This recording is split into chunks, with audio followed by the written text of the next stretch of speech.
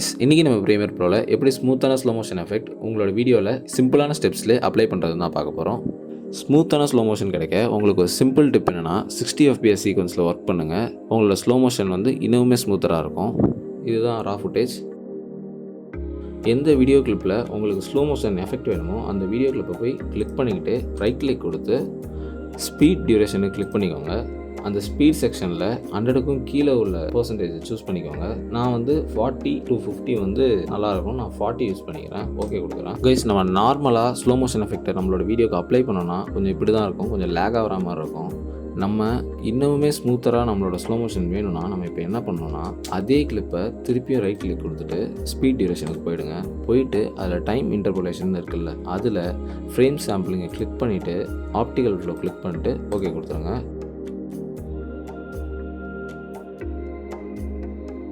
That's it.